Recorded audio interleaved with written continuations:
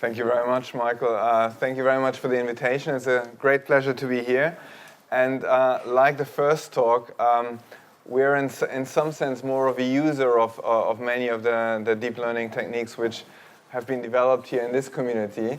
And I just wanted to highlight a few examples of how we can use deep learning in medical imaging, and more specifically talk about image reconstruction, super resolution, and segmentation. But probably in the same spirit as the last talk, just as a sort of introduction, there is a lot of excitement in medical imaging in this area, but there's also a lot of hype. So if you look at several magazine covers over the last year, actually, there's a huge amount of excitement. Probably, if you really read the headlines, there's also quite a lot of overexcitement. And in some sense, the press has picked up on this and quite often taken a number of things out of context. So if you look at, for example, one of the comments which Jeff Hinton made in 2017 said, well, you should rather stop training radiologists. Now, if you read the whole interview, he said many more things with many caveats. But of course, this one single headline is more exciting than actually quoting really what he said in detail. But a very famous radiologist said something more sensible. Probably is the question whether AI will really replace radiologists. Probably the answer is no. But actually, radiologists who do AI will replace radiologists who don't. And I think that's a very good comment. Now, the other thing is, you probably all, you're familiar with conferences such as NIPS, and you've seen that there are many, many more people going to these conferences. So some of our radiology colleagues go to a conference called RSNA, and if you think NIPS is big and very unmanageable, RSNA has around 45 to 50,000 attendees. And Chicago is apparently the only city in the world big enough to host this conference. But one of the things which really happened this year, or last year in 2017, which is very interesting, is normally if you go to these conferences, you have a strand on X-ray, a strand on CT, on molecular imaging. It's basically all the different imaging modalities. And this year, for the first time, an equal strand is machine learning, which really shows you how much machine learning is changing medicine, in particular probably medical imaging. There are a huge number of opportunities, many of which we've sort of copied effectively from the vision area. But another really important aspect is there's a huge amount of data which is now publicly available in medical imaging. And I just want to highlight one particular example because I've been involved in this in the UK, is something called the UK Biobank. For those of you who don't know what UK Biobank is, actually it's a population study of nearly 500,000 people, but 100,000 of these subjects will be imaged. And actually they've already done a fifth, so they've already done over 20,000 of these subjects. And so they're acquiring very high resolution imaging data from these subjects. And one of the things which is interesting is they're not only acquiring images of the whole body, which of course is very useful with MRI, but they're also acquiring a dedicated brain imaging, so not only structural brain imaging, functional brain imaging, and diffusion brain imaging. And they also acquire dynamic images of the heart, for example, allowing you to look at cardiovascular function and to, for example, study the interaction between the brain and the heart, which is something which is not very well understood at the moment. And more importantly, you also have available lifestyle information, how many croissants you eat, how many cups of coffee you drink, genetics, and links to clinical records. Now, why is this exciting? Is because actually that data set is available to everybody in the world to use. So if you wanted to use that data set, you have to fill out an application, make sure that you don't try to de-anonymize the data, but otherwise you can download the data and use it for research purposes. So that's, for example, really something which is a game changer, I think, in medicine. So if you look at what are the opportunities more specifically, really there is a sort of pyramid where the value of what we do increases. So at the sort of lowest level, you can use machine learning to help you with image reconstruction. For example, you can automatically plan your scans. So if you lie in an MR scanner, for example, there's quite a lot of fiddling by an operator, by not a radiologist, but typically a radiographer who sort of plans the imaging. You can, of course, use image enhancement. Super resolution is something which I'll show you in a moment. You can do the conventional semantic image interpretation. For example, find organs, segment these organs. You can quantify biomarkers, for example, measure a tumor volume. And then sort of if you come to the more higher level, where actually probably the highest added value is sort of computer-aided interpretation and diagnosis, there are probably very few applications at the moment really being used. And probably the only one I can really think of where actually machine learning has had an impact at those high-level features is at the moment in, for example, mammography screening. So there are some systems which effectively act as a second reader to a radiologist. But really, we haven't really cracked the top of this pyramid. But there's quite a lot of work going on at the bottom. I also want to show you a few challenges where I think really we need your help in developing new methods. At the moment, most of the techniques we use are supervised techniques. So that means our training data is absolutely critical for what we do. And if you look at our colleagues in vision, what they typically do is, well, you go crowdsource your labels or your annotations. And if you say that to radiologists, they don't really react very well to this. So they obviously say, well, you should really ask some experts to help you with doing that.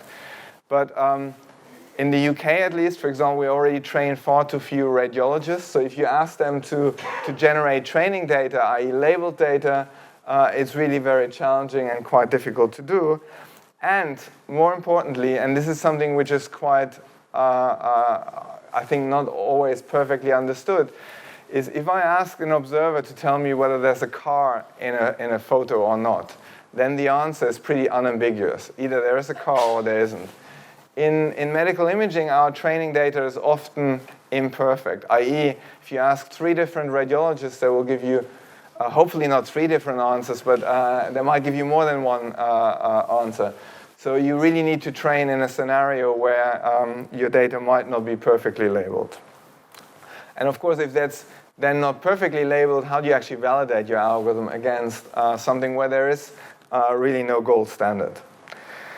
The other thing is quite often is we have had very great success reporting fantastic algorithms in a scientific paper.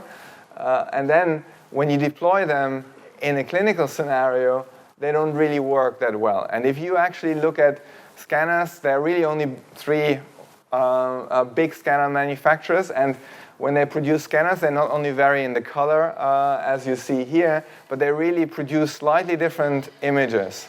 To a human observer, that doesn't really matter, but actually it turns out to most of our models we train with machine learning, it actually matters. And quite often we don't have access to data from all different sites or from all different vendors. And if you, every time you then go to your radiologist colleague and tell them, well, just annotate a few more data set and then I can do some retraining, they don't really react very well to this, at least in my experience. Okay. So I want to show you 3 different applications for where we, at the moment, use deep learning and where actually has had significant impact, really transformed quite a lot of the things we do. And the first one is really on image reconstruction. And this is really probably something which a number of you will have worked on. It's actually quite well understood problem using it as an inverse problem. But I want to show you a particular application here. And that is using a modality which some of you may know. It's called magnetic resonance imaging. It's a great modality because it's safe. It can do a lot of things, can show you many different properties of the body, but it's relatively slow. That means it's good for measuring or acquiring images of the brain, but not so good if you want to, for example, do cardiac imaging, which you see here. So if you look at these cardiac images, which you see on this particular slide, this looks like it's one single heartbeat. But unfortunately, MR imaging is not fast enough to acquire this. So what you typically do is you measure with an ECG in which state the heart is. And then I'm actually taking bits of data from different heartbeats, and I'm assuming that if my ECG signal shows me I'm in the same heart state as previously, then I can take these measurements and combine them to form an image. So this particular image here is typically probably an average of 10 different heartbeats. So it's not a single heartbeat. It would be much nicer if we can acquire this faster, because actually to acquire this data, the patient has to hold their breath. And that's, especially if you have a heart disease, then of course that gets a bit more tricky. So 10 heartbeats is around 8 to 10 seconds. That's how long you have to hold your breath. And you really would like to do this fast enough that you don't have to hold your breath at all. Okay. So just a very primitive explanation of how we take our measurements in MRI imaging. And really, the physics is not so important, but I just want to highlight why this is so slow. What we typically do is we traverse our measurement space in which we take measurements, which is called the K-space, and we have to traverse it sequentially for a number of reasons, which I don't really want to go into too much detail. But once I've made my measurements in K-space, then actually image reconstruction is trivial. I just apply the Fourier transform, and I get back my image. So that is a relatively slow process because I have to acquire these measurements in K-space sequentially. And of course, if I want to, for example, create dynamic images of the heart, I have to keep on doing the same thing over and over again. But actually, the heart is only changing a bit between these different acquisitions. So there's an enormous amount of spatiotemporal redundancy in the data. Now, what is the easiest solution to accelerate your imaging process? Well, instead of acquiring all of the measurements I need, I just acquire a subset of the measurements which I need. So for example, if I acquire, as you see here in the bottom, only 25% of the data, of course I'm 4 times faster, which is great for the patient. But for the radiologist, this image is not really acceptable because it looks actually much degraded because I have a lot of aliasing artifacts in the data. So this problem has been well studied. There are many techniques which can try to help you recover that information, which is in the top image. You want to effectively denoise or de-alias this image here at the bottom. And the most commonly used techniques are effectively compressed sensing techniques. So these compressed sensing techniques have been around for a while. And MRI imaging, they've been around for 10 years, very successfully used. But more recently, some machine learning techniques have really significantly outperformed these techniques. And really, what is the key difference between the compressed sensing techniques you see in the top and those here at the bottom? So the ones in the top, they effectively use generic priors, sparsity, low rank. They're not really data-driven priors. Whereas the techniques in the bottom, they effectively try to learn the priors from the data and try to improve our acquisition in that sense. So just want to quickly show you the problem formulation we have. We have effectively our K-space measurements. So all our measurements are, because we're making frequency measurements, are complex values. So the images we typically see are just the magnitude of those complex numbers, but our measurements are complex valued, and the image we want to recover is also complex valued. And effectively, our measurements are related to the image through an undersampled Fourier encoding matrix. So this effectively undersamples your measurement space and applies a Fourier transform, and of course, our acquisition noise. And the undersampled Fourier operation, if you want to write it down differently, you can just write it down as a Fourier operation and then effectively a mask which defines how you undersample K-space. And that's quite important. Okay, so in what you're trying to then solve mathematically is typically an unconstrained optimization problem consisting of your regularization term. If you would use compressed sensing, you would probably use here an L1 or L0 prior, a norm, or and a data fidelity term. And that data fidelity term is quite crucial. And it's actually something which is not so easy to bring into the equation if you use machine learning. So if we try to, for example, use a CNN, because in some sense we're trying to formulate this as a denoising problem, so we're taking as an input one image and we're trying to produce a denoised image, then we effectively have two different terms here. The first term, which we're going to use, effectively tries to make our denoised image, which our CNN estimates, close to the image we have. But at the second time, we also need to make sure that the image which we reconstruct is actually close to the k-space measurements we have obtained.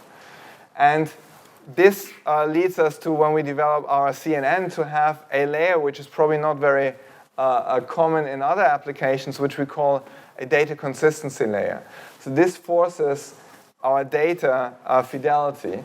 And what this effectively does is, this equation you see here is, we have some part of missing k-space. If we make an estimate of this, we simply keep that estimate of k-space. And we have some part where we have measured k-space. And that measured bit of k-space, we're going to average together with our estimated k-space, depending on how noisy this is. So if you have a completely noise-free case, you would assume that lambda goes to infinity, and you would only keep your original measurements in k-space. Of course, you have some measurement noise, so you might actually really average those two together. And so here in this particular equation, SCNN is effectively the Fourier version of the image which I've reconstructed. And this here is our zero-filled k-space. So this is what we would normally have. So having this as a layer will force you to have a consistent image reconstruction with what you have measured. And it turns out that because we want to train this end-to-end, we need to be able to do the forward and the backward passes in order to also propagate our gradients back. Now, the Fourier operation is a linear operation, so actually it turns out that the forward and the backward pass you can write down quite easily in closed-form solution. And really, in the backward pass, this is a Jacobian of the data consistency layer. And if you decide that your lambda is trainable because you don't know how much measurement noise you have, you can also write down the derivative with respect to lambda. So this is quite nice because I can basically propagate my gradients easily through this data consistency layer. So here's what you actually end up then with, is you have an input image, a complex valued input image. You have your k-space measurements, and then you have a number of denoising layers which try to effectively remove aliasing from the image. And then after these denoising layers, you have your data consistency layer, which then forces your measurement to be consistent with k-space, and effectively that links to your k-space measurements. So, and then you can sort of in analog to a sort of iterative optimization, you can cascade these networks to an arbitrary depth. We typically use 5 different of these cascades. So here's an example of what you end up with. What you see on the left-hand side is the image as acquired with 6-fold undersampling. So if it's 6-fold undersampling, that means the acquisition is now 6 times faster. I only have 1/6 of the data. And you can see that the image which I reconstruct here is virtually useless. This here is a technique which is based on dictionary learning and sort of more compressed sensing technique. This is our CNN, and this is the fully sampled image. So, of course, I've been sort of simulating this undersampling here. And what you see is that you can virtually see no difference between the fully sampled image and the reconstruction using CNNs. The compressed sensing here one is also quite good, but it turns out it's much slower. And in terms of PSNR, it's probably 10% worse than the CNN. You can push this even to higher undersampling rates. So here's an example of 11-fold undersampling, which is really quite aggressive. And you can still recover the image very well. So this is actually a really quite nice result. Now, probably one of the biggest advantages is actually, so of course the CNN is better in terms of PSNR. That's nice. But really one of the most important advantages is the speed. So if you use a compressed sensing technique with dictionary learning, it takes around 6 hours to reconstruct an entire image sequence, which in some clinical scenarios is acceptable. But for example, if you want to use your images for navigation, because you want to, for example, perform a biopsy or something else, then actually this is far too slow. And the CNN is, of course, very, very much faster. So this actually now you can really do this probably in 100 milliseconds. So this is fast enough to do it on the scanner for image-guided surgery. And that's a very big advantage in these techniques. Good. I want to now go from image reconstruction and talk a bit about two related topics, image segmentation and super resolution. And you'll see in a moment why I've sort of lumped them together, because they share a number of problems which we have in medical imaging. So if I adopt a sort of standard approach for image segmentation, I'm not going to show you anything new here. We, for example, use a sort of variant of an FCN for medical image segmentation. If I pair that with a large enough data set for training, so this is actually quite a nice data set, which is also publicly available, where a group in Oxford have annotated 5,000 subjects. They have taken 5,000 subjects and annotated over 90,000 images in this data set. You can use this for training, and actually it turns out that if you use this for training, to, for example, try to segment the heart here, you probably can't see this very clearly. You can actually do a very good job in all these images which are part of this UK Biobank. So even in slices which are sort of, for example, here at the apex of the heart, where the heart ends, which are typically very difficult because the heart is moving in and out of the plane, this really works very, very well. You don't really have any problems with that. If you then try to compare how good does a machine do to a human, then actually the automated measurements for clinically important parameters are pretty much within the variability of what different humans do.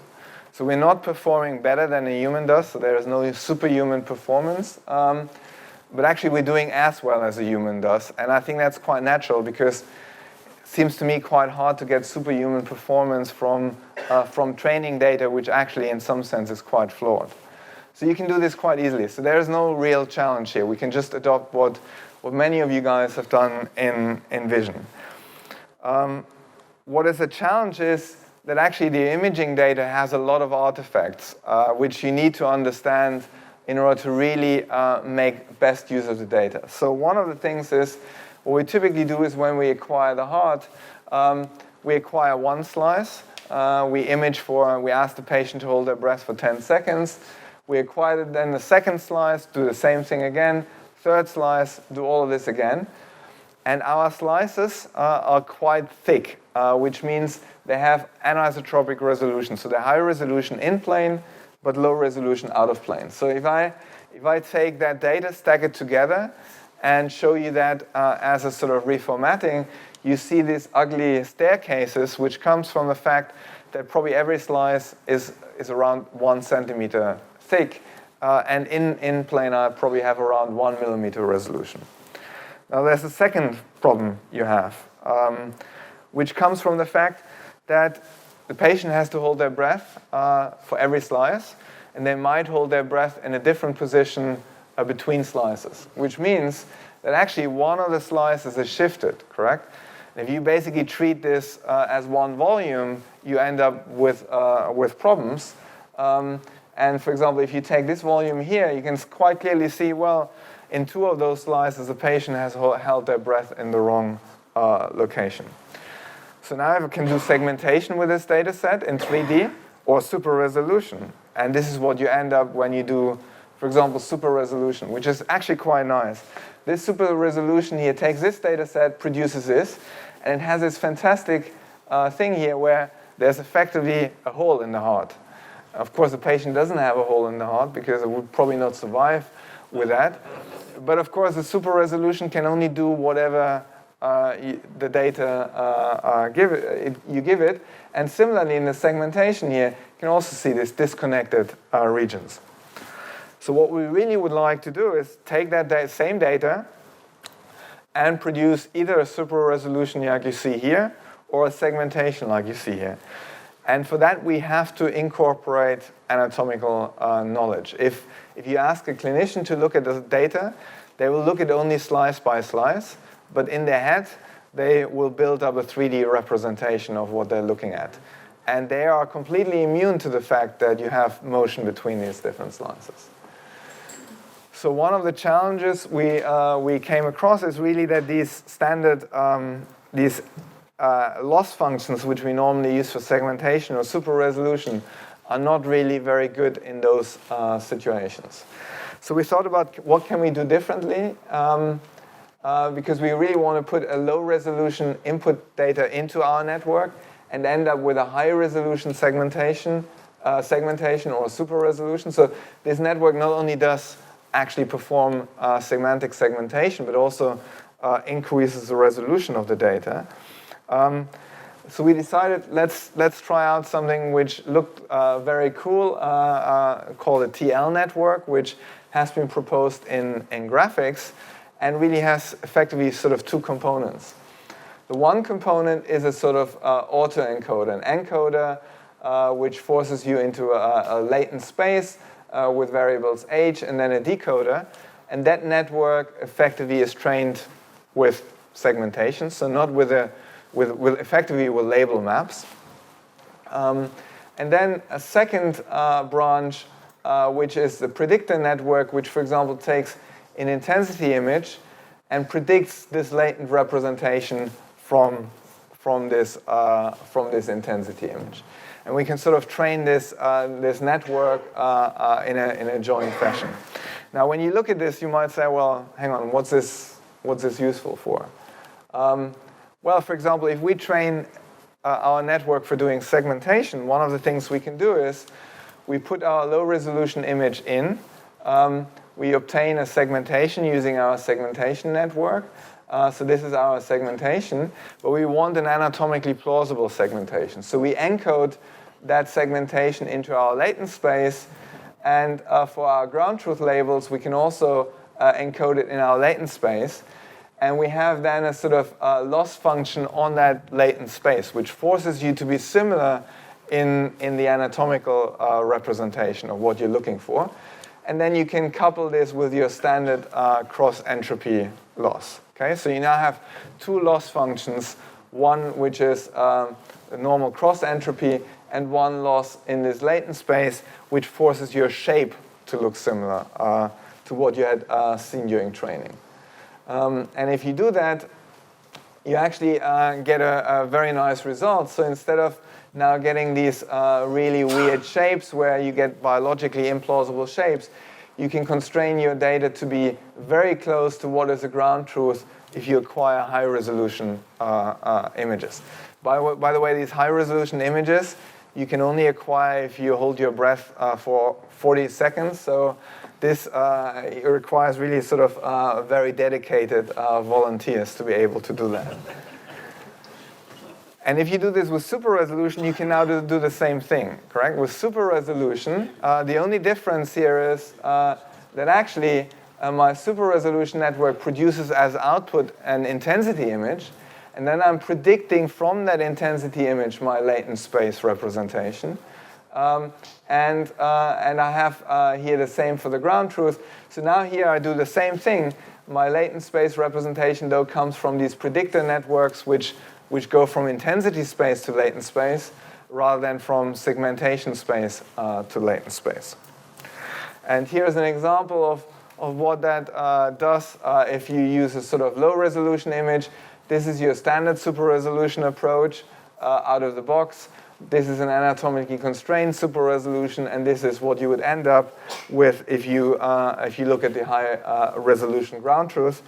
And here's sort of a movie showing exactly the same thing in the dynamic image sequence. So this really works very well, and it's actually quite powerful. I think really interesting. I mentioned to you before that one of the things which we quite often face is we have trained our models, for example, using UK Biobank, which is great because there's so much data available. You then deploy it in the clinic, and it doesn't really work that well. And it's mostly due to really differences in not only the hardware, but also the knobs which people turn when they acquire the images. So MR is great because it's effectively a programmable device. But it also means you can produce very different looking images. And I already mentioned that to you. So one of the things which we have sort of played around with is, can we use adversarial training to try to make sure that we learn feature representations which are invariant to the data, but also which don't require us to have annotations for the test data, because that's actually very expensive to do in medical imaging.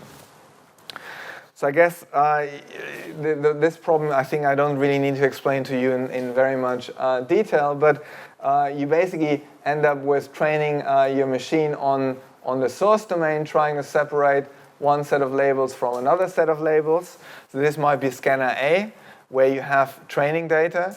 Then when you go to scanner B, you actually see that you have this domain shift, where your distribution of features which the network has learned change because the images look slightly different. And what we're trying to do here is basically try to find a way in which we can use adversarial learning to effectively help us that these samples get misclassified.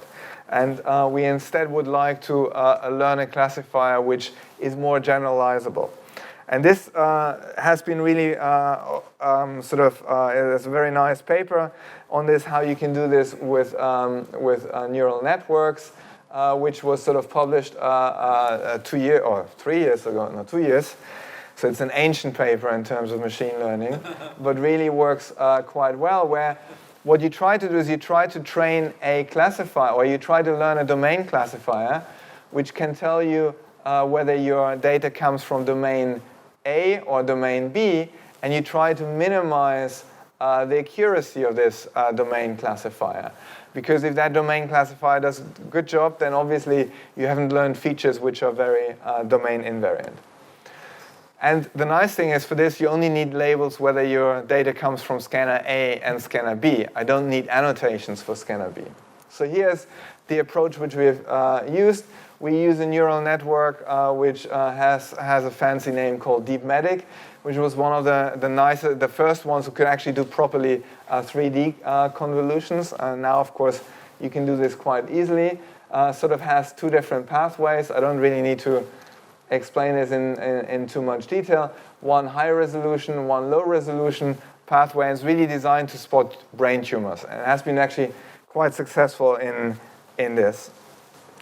So here's an example of what it would actually output in 3D, so you can produce your fancy 3D renderings for this. So we take this network, and if you train this network, it will not be domain invariant. What we instead do is we add to the normal segmentation pathway, we add this discrimination pathway, where you basically take the features at the low-level features, the mid-level features, and the high-level features.